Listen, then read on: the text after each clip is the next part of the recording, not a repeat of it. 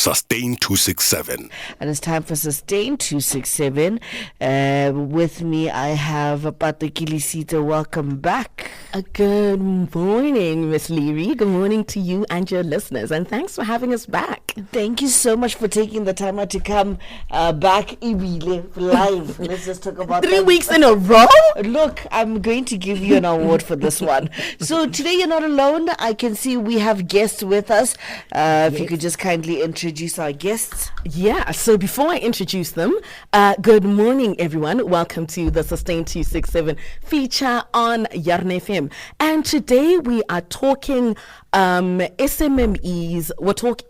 Today we're talking entrepreneur. So SMMEs, mixing it up with women doing SMMEs because they drive the backbone of our economy. Women entrepreneurs as well, they face very unique challenges in accessing things like funding, markets and supporting systems, but also they face the challenge of climate change. So looking at that, we are talking climate smart agriculture, and we're talking to one of the beneficiaries of the entrepreneur program, which is housed by UN Women. And our guests today, we've got Ms Angela Bagotsi, who is a tomato farmer in Sekoma, and we also have Ms Godiraone Goaletsa, who is a climate smart agriculture specialist. Good morning, ladies.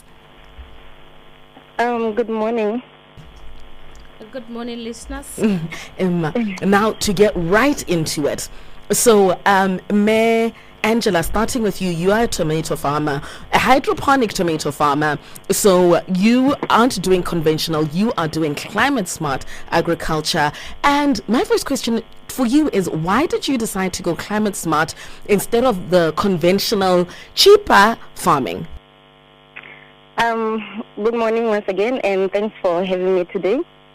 I am into hydroponics farming at Mabutshane Village, to correct there, you said Sekoma. But basically I started doing the hydroponics because I figured I had less space. So doing hydroponics was better for me to utilize the small space that I had. And also I was able to use less fertilizers and use less water. And I don't produce as much waste, and therefore it's much more safer for the environment, we might say. Oh, look at that. We've got food security, we've got maximizing resources. And then my next question is for you, Ms Godi, actually for both of you, but Ms Godi, you can go first, of how climate smart micro enterprises are creating ripple effects in communities, or specifically for you, Angela, in your community. Godi? Thank you so much for having me today. I'm Godiraone Goaletsa, a climate smart agriculture consultant for UN Women. We are having climate change to reduce the impacts in the smallholder farmers, since they cause disruptions in their businesses. So you realize that the livelihoods of the most women are reliant or directly or indirectly in agriculture. As they produce from their farms, they also help in the value chain, like we are seeing more hawkers as women. So the triple approach that is brought on board by the climate smart agriculture, we are improving the economic situation of women to reduce the poverty through the SDG of no poverty, no hunger, as well as part of the SDGs that are so important to the women in our country. We are also looking at climate change, looking at climate action as one of the SDGs as well.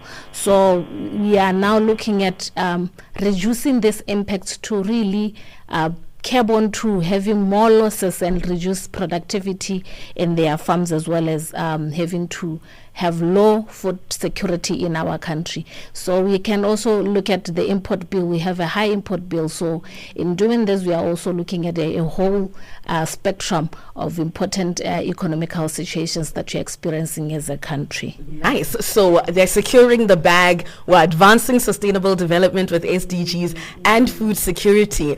Ms Angela, what are some of the ripple effects you've seen as a farmer and as a beneficiary and as someone who practices climate smart agriculture?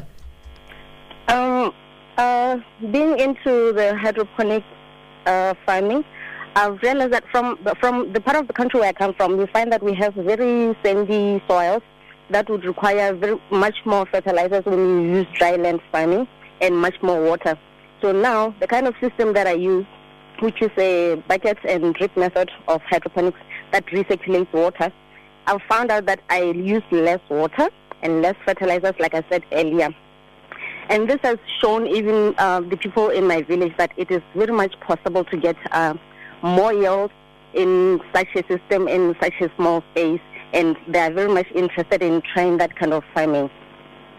And these are kind of the changes that I've seen that the hydroponics have brought about in that side of the village. So also changing cultures. I think while we're having this conversation, Yes. Merudi, you mentioned women, and one of the things that stuck with me that I heard the one time, well, it's an idea that someone brought forward, and I was like, actually, I've never thought about this. And they're like, women are differently affected by agriculture that relies on just rain, because women often don't own the land that they farm on because of historical things like women can't inherit land, and all they have is what's growing on the land. And if, let's say, it's a bad year and it's a drought year, or you get floods, they lose absolutely everything, whereas men usually, at least you've got the land left to you. And that always changed how I view it when it comes to women and their relationship with agriculture and advancing food security. And then my other question was, why is it important, though, for these initiatives to be climate smart? We talk climate change every week. We're always like, be climate smart, do what you can, but make sure that you're being environmentally conscious. Why is it important for this initiative, but also some of the initiatives that are within the program, the entrepreneur program, to be climate smart? Yeah, thank you so much. As UN Women, we look at the holistic life of a woman. We looked at one, the livelihoods that they earn through agricultural sector, either through crops or animal production. And then we also realized that through the agricultural sector, it contributes a lot to global gas emissions. So they cut a lot of trees in preparing their land. They also use their firewood for their food preparations. So we had to sit down and look at a reduction of gas emissions from the supplier perspective. It can be through their fertilizers, through the use of fuel generation using the engines, as opposed to having to use solar. And then we also looked at their operational levels as well, and then also through the end user perspective, where they now need to have a conversation also with their customers. Where do they dispose of whatever packaging they had used for their produce? So we actually looked at this as a holistic, not really as a once-off thing, to look at maybe a controlled environment. It could be not controlled, but there has to be a proactive action instead of being a reactive. Oftentimes, the reason why we also have losses in the agricultural sector is because we are reactive as farmers as opposed to being proactive. So the climate smart agriculture really brought a conversation with the smallholder farmers or micro women-owned enterprises to look at it from that perspective, to say, let us sit down and plan ahead. What happens during rainy season, when we see that during rainy season we lose our infrastructure, we lose our crops, we lose our livestock? What is it that we need to do? Some of these issues are not really to be eliminated, but can be reduced to a tolerable whatever figure that the business perspective or the business owner can really produce more and they have a livelihood out of it. We actually realize that we're also losing livelihood in terms of the manpower through the waterborne and the airborne diseases that are brought on board by maybe heavy rains. We experience mosquitoes, and then ultimately areas that were not really having the malaria to be now malaria borne areas. So we really looked at it as a holistic. When you look at also their waste that is generated from their farms, what is it that they're doing with it? And we're now looking at other revenues that we can also look at the biogas as part of their solution to clean cooking energy solution. They are now looking at the waste from their crops and then from their crops as well to use as part of their biogas as well. So like we are looking at the SDGs. We are looking at the 5 pillars of the SDGs: the people, the planet, the peace, the prosperity, as well as partnerships. Some of these things they cannot be able to do as farmers, but they can have partnerships with other people that can bring solutions, because now there is an awareness on board that was created by this particular component that we call climate smart agriculture for the women in Botswana. I like how holistic the approach has been, of considering absolutely everything, from even just packaging and how do you get rid of packaging and the end user experience. Exactly, because usually how I can you're like, where do I get it? But there's so much more. And then as we close our interview, just any call to action. So on Sustain 267 on Yarn FM, we like to close with a call to action. We're always educating, but it's not enough to just educate. We also want to have a call to action. And I'm guessing Ms Angela, yours is going to have something like buy my tomatoes in there. Do you, as a climate smart agriculture, as a climate smart farmer, have any call to action to other farmers or other people who are listening? You see, these training sessions, they've provided us, particularly as female farmers, to share our challenges in agriculture and, the possible solutions. And so, personally, ever since this training, I've made changes in the way that I dispose of my waste. I've now recycled the non-biodegradable waste also. So therefore, I'm also contributing towards, safer climate practices. So when my clients come and they find that I've put such safer climate practices into place, they much prefer tomatoes that were produced in such a manner. So, yeah. Nice. Thank you so much. Any call to action from you, Merudi? Yeah, in closing, as UN Women, we are looking at the global challenges when we brought on board the Climate Smart Agriculture module as a component to the whole program on the Entrepreneur program. We are looking at poverty, we are looking at inequality, we are looking at climate change, we are looking at environmental degradation, among other challenges that the global space is actually experiencing. So having to bring on board this component and also relating it to the SDGs, or the Sustainable Development Goals, we are looking at having to let farmers know that it is important to market their sustainability efforts as a differentiation in terms of what they're doing, how they're packaging their product, how they dispose of their waste, and how they do their operational practices.